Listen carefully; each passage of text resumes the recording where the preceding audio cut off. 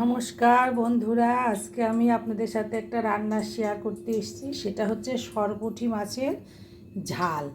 দেখুন, এই যে এইভাবে সরপুঁটি মাছগুলো কেটে নিয়েছি। এখানে আমার 1.5 কিলো, 3টে সরপুঁটি, তাতে 1.5 কিলো ওয়েট। এবার এটা পিস পিস করে নিয়েছি, নিয়ে এখন এটা তেলে ভাজবো, সুন্দর করে ভেজে রান্না করব। সাথে থাকুন, দেখুন।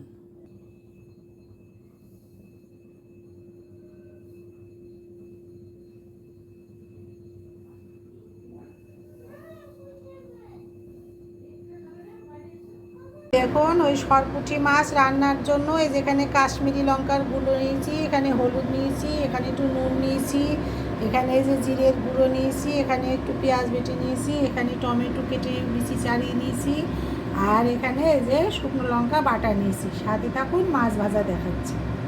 এই দেখুন, কড়াইয়ে তেল দিয়ে দিয়েছি। এখন এর মধ্যে এই যে জিরা ছেড়ে দেবো, সাথে একটা শুকনো লঙ্কা দেবো, তাতে একটা তেজপাতা দিব। এটা একটু নেড়ে এরপর এক এক করে সব মশলা দেবো। এইবার এক এক করে সব এর মধ্যে ছেড়ে দেবো। এই যে টমেটো কুচি দিয়ে দিলাম, এটা একটু নেড়ে নিয়ে এই যে এবার পেঁয়াজ বাটাটা দিয়ে দেবো। এবার এই যে শুকনো লঙ্কা বাটাটা দিয়ে দেবো। এবার এই যে হলুদ আর কাশ্মীরি লঙ্কার গুঁড়ো সেটা দিয়ে দেবো। এবার এই জিরের গুঁড়োটা দিয়ে দেবো। এবার এই নুনটা দিয়ে দেবো। এবার এটা সম্পূর্ণ কষাবো। দেখুন, আমার মাছ ভাজা একদম কমপ্লিট হয়ে গেছে। এইভাবে আপনারা সুন্দর করে ভেজে নেবেন। নিয়ে আমি যেভাবে রান্না করছি, বন্ধুরা, আমার রিকোয়েস্ট, একবার হলেও এইভাবে রান্না করে খাবেন।